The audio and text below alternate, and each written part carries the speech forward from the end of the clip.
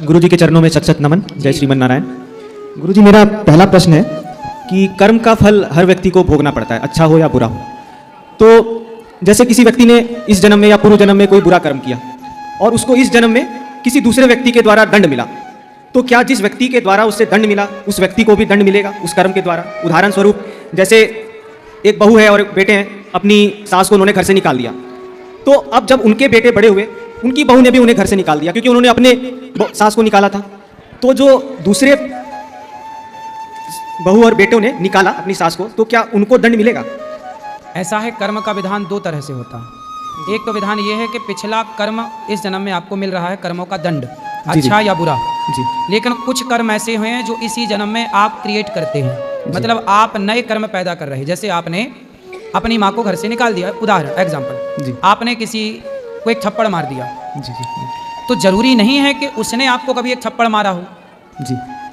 ये भी तो हो सकता है कि नए कर्म की शुरुआत आप कर रहे हैं थप्पड़ मारने से, अब आपने उससे मार ही दिया तो आपको मारने वाला तैयार हो रहा होगा कहीं। दोनों बातें हैं, ये चाबी ईश्वर के पास है जी। ये ईश्वर ही जानते हैं कि जो आज हमें मिल रहा है अच्छा या बुरा, ये हमारा पिछला है या इसी जन्म का है, या जो हम कर्म कर रहे हैं आज ये पिछले के कारण कर रहे हैं, या नया कर्म हम क्रिएट कर रहे हैं, नया हम निर्माण कर रहे हैं अपने लिए। जैसे आज गौरी गोपाल आश्रम में इतने सारे भक्तों की सेवा हो रही है, तो मुझे नहीं पता कि ये मैं जो कर रहा हूँ ये नया कर्म कर रहा हूँ या पिछले का मुझे सौभाग्य मिल रहा है करने का, तो ये नहीं जानते हम। बस हम अच्छे कर्म करते रहें, अच्छे कर्म करते रहो, बुरे कर्म से बचो, और ये मानो कि भगवान इस हाथ से, इस शरीर से ये सारा कार्य भगवान करा रहे हैं, बुरा हमसे ना कराएं जी। एक बार क्या हुआ, एक भक्त हुए गोरा कुम्हार, महाराष्ट्र की कथा है।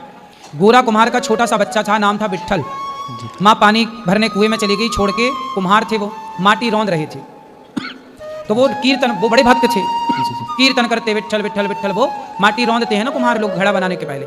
तो उस माटी के भट्टे में उनका छोटा बच्चा जागा, तो अपने पिता के पास घुटनों के बल आया, रोया, पर वो ध्यान में थे तो सुने नहीं, पर वो बच्चा उस माटी में गिर गया और दुर्भाग्य से वो माटी रौंदते रौंदते बच्चे के सिर पे पाँव रख दिया और बच्चा पूरा माटी के अंदर धंस गया और उनके बच्चे की हो गई मृत्यु। जब उनकी पत्नी पानी भरकर कुआं से लौटी, बच्चे को ढूंढा, मिला नहीं, देखा तो वो रौंदा जा रहा था, कुछ कपड़े का विशेष दिखे, उठाया तो बच्चा तो मरा था। भाई घुट गया ना दम उसका मिट्टी में, अब मर गया। तब उनकी पत्नी ने हिलाया अपने पति को, क्योंकि वो तब भी ध्यान में थे, उन्हें पता नहीं कि क्या हुआ, वो तो केवल कीर्तन कर रहे थे आंख बंद करके और माटी रौंद रहे थे, विट्ठल विट्ठल विट्ठल।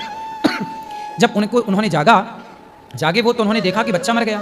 तो भगवान से प्रार्थना करिए, बोले प्रभु यदि बच्चे की उम्र इतनी ही थी तो मुझे दिक्कत नहीं, आपने बच्चे को आपने दिया था, आपने अपने पास बुला लिया, हमें कोई दिक्कत नहीं, परंतु प्रभु मैं जिम्मेदार बन गया, मैं कारण बन गया इसकी मृत्यु का, ये पाप मैं सह ना पाऊंगा, मेरे से एक बच्चे की हत्या हो गई जी। यदि इसकी मृत्यु थी तो ये मर जाता, मुझे कोई दिक्कत नहीं, पर अपनी मौत से मरता, मैं कारण बना इसकी मृत्यु का, क्योंकि मेरे पाँव के नीचे रौंदा गया। हे विट्ठलनाथ जी, मैं आपका दास हूँ। बहुत बड़े भक्त थे वो जी जी। तो भगवान ने इसे कहते हैं कि प्रभु इसको मारना है तो आप मार दो, लेकिन मुझे इस कलंक से बचाओ कि मेरे जमाना कहेगा कि कैसा बाप था, बेटे को पाँव के नीचे रौंद डाला, मैं इस कलंक के साथ नहीं जी सकता। तब भगवान प्रकट हो गए वहाँ, और भगवान ने कृपा करके उनके मरे हुए पुत्र विट्ठल को जीवित किया उनके भक्ति के बल पर।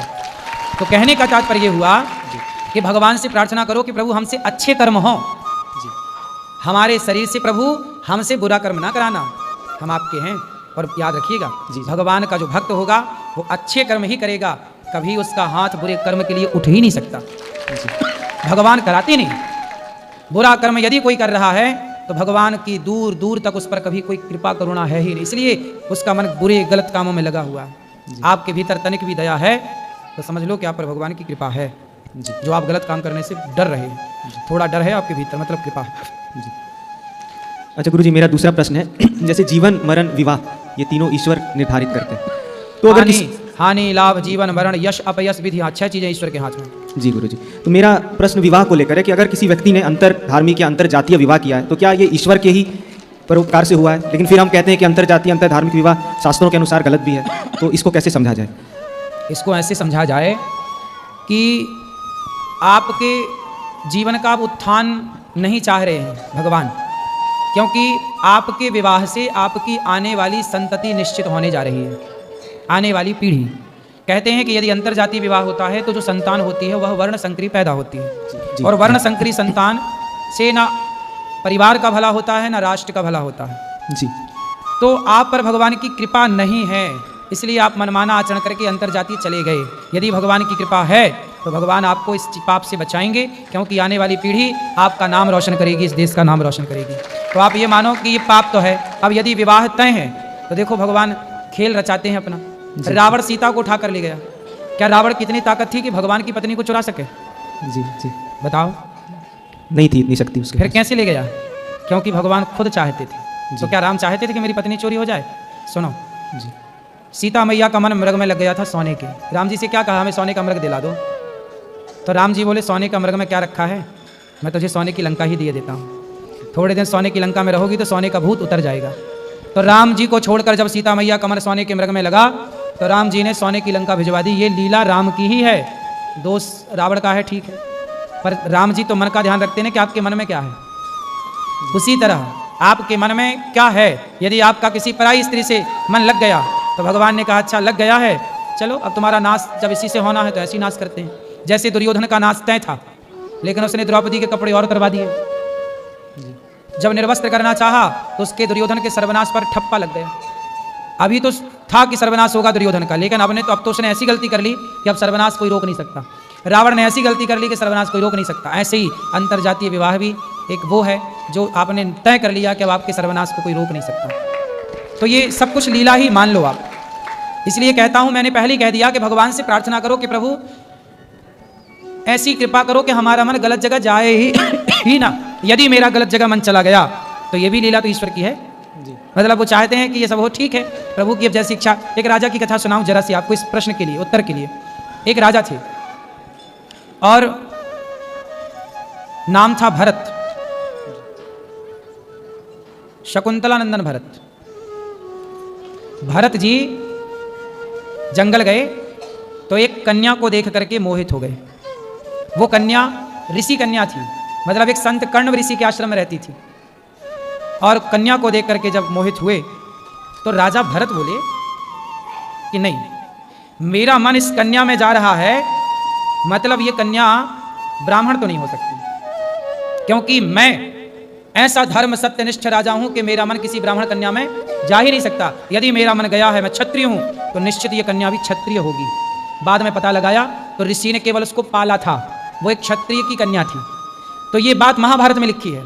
इस बात से ये सिद्ध हुआ कि हमारे देश का पुरुष ऐसा धर्म सत्यनिष्ठ था कि उसका मन भी जाता है, तो मतलब कहीं राम का मन सीता में गया, पुष्प वाटिका में। तो राम ने लक्ष्मण जी से कहा कि लक्ष्मण, यदि मेरा मन सीता में गया है, मतलब मेरा सीता से विवाह होगा, क्योंकि राम है, उनका मन ऐसे थोड़ी किसी में भी देखा किसी को चला गया, नहीं, किसी में यदि मन गया है तो वो क्षत्रिय होगी, उससे संबंध होगा, इसलिए मन गया, वरना मन कहीं जा ही नहीं सकता। तो आपका मन क्यों चला गया कहीं किसी पराई समाज में, पराई लोगों में? इसलिए अंतरजातीय विवाह को कोई सही नहीं कहता, शास्त्र नहीं कहते। अब आजकल तो खुलेआम हो रहा है, पर समझाएं किसी, भैया अब तुम्हारा जब नहीं रुक रहा है तुमसे, तुम मनमाना ही करना है तो करो, कौन रोकेगा, लेकिन मन ही नहीं जाना चाहिए। हमारा मन क्यों जाए किसी क्षत्रिय कन्या में? एक के पास चला गया मन, एक से विवाह कर लिया, फिर क्या मजाल किसी के पास चला जाए? इतना कंट्रोल होना चाहिए। ये सब इतिहास की बातें हैं। बेटा वीडियो को लाइक करें और चैनल को सब्सक्राइब करें ताकि अगला वीडियो आप तक पहुंच सके।